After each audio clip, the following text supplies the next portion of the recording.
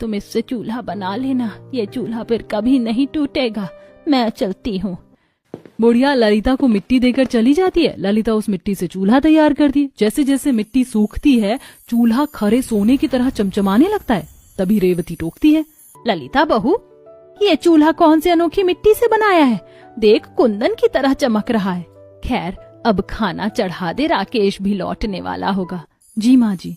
जैसे ही ललिता चूल्हे पर भगोना चढ़ाती है बर्तन लबालब लजीज शाही पनीर से भर जाता है, जिससे पूरा का पूरा गरीब परिवार अचंभा करने लगता है। हैला माँ, ये चूल्हा तो दिन के चिराग की तरह जादू करता है। बहू, ये कैसा चमत्कार था? मैं भी उलझन में हूँ माँ जी। मैंने तो पतीले में कुछ पकाया भी नहीं, फिर पनीर की सब्जी से कैसे भर गया? ललिता चूल्हे की माया को थाने के लिए फिर से खाली बर्तन चूल्हे पर रखकर इच्छा मांगती है। मैं चाहती हूँ कि अभी के अभी इस बर्तन में शाही टुकड़ा मिठाई आ जाए।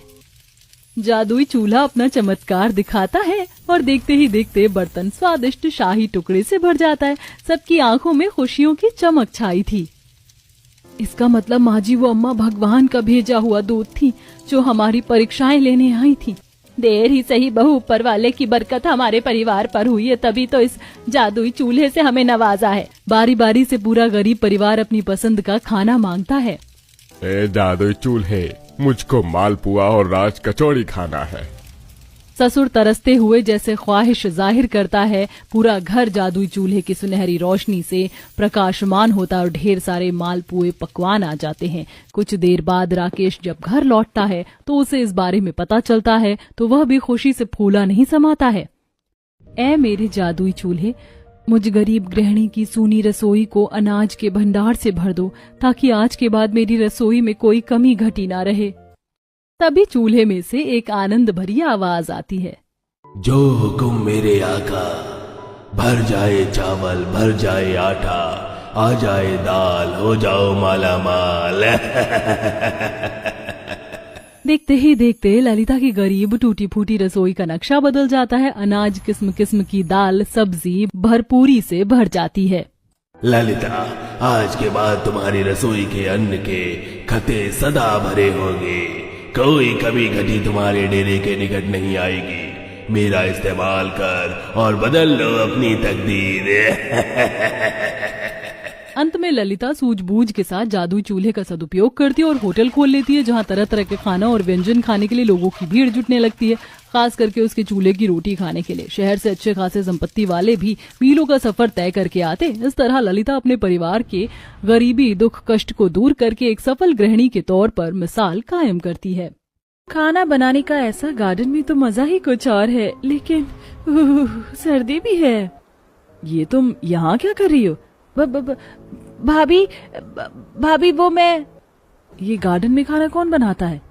वो भी दिखा दी ना तुमने अपनी औकात लड़की, कि तुम गरीब ऐसे ही होते हो। हर एक घर में किचन नहीं है जो यहाँ आ गई। मलिका को देखकर सोनल की मानो जान निकल गई। लेकिन सोनल ऐसे गार्डन में खाना क्यों बना रही थी? क्या उसकी कोई मजबूरी थी या कुछ और?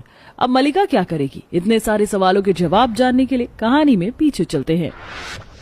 विकास, मैं तुम्हें बहुत पसंद करती हूँ, लेकिन मुझे नहीं लगता कि तुम्हारे इतने बड़े घर में मैं रहने के लायक हूँ। कहाँ तुम और कहाँ मैं, हम दोनों के रिश्ते को कोई स्वीकारेगा नहीं। जहाँ दिल राजी वहाँ रब राजी, और जहाँ रब राजी वहाँ फिर सब भी राजी हो ही जाते हैं। तुम चिंता क्यों कर रही हो सोनल? तुम ही वो लड़की हो जो मेरे लिए बेस्ट है। मैं बस 5 मिनट में तुम्हें लेने आ रहा हूँ, रेडी रहना। पर सोनल मेरी बच्ची, किससे बात कर रही थी तू? कुछ नहीं बाबा, वो मैं तो, आप मुझे गलत मत समझना। नहीं बेटा, मैं तुझे गलत नहीं समझ रहा हूँ, बल्कि मैं तो काफी खुश हूँ। तूने अपने लिए खुद ही सही इंसान को चुन लिया। सच बाबा, वो आज मुझे लेने आ रहा है। अपने आशीर्वाद के साथ मुझे विदा करेंगे ना? जरूर करूंगा। मेरा आशीर्वाद तो हमेशा ही मेरी सोनल के साथ है। सोनल एक गरीब लड़की थी जो कि एक अमीर परिवार के लड़के को पसंद कर बैठी थी। आज वही लड़का सोनल को हमेशा के लिए अपने घर लेकर जाने को आ रहा था। कुछ ही देर बाद विकास सोनल के घर पहुंच गया, जहां उन्होंने शादी की, और सोनल के बाप का आशीर्वाद लेकर वो दोनों ही अपने घर की तरफ को निकल लिए। वाह, कितना सुंदर फूलों और हरियाली से भरा हुआ गार्डन है। विकास, क्या यही हमारा घर है? हाँ सोनल, यही है हमारा प्यारा घर। वो देखो, कितना बड़ा हवेली जैसा घर है। हवेली जैसा नहीं, ये हवेली ही है। अच्छा चलो अब गाड़ी से उतरो। मुझे डर लग रहा है विकास, तुम्हारे घर वाले मुझे। ओहो सोनल, मैं हूं ना, कुछ नहीं होगा।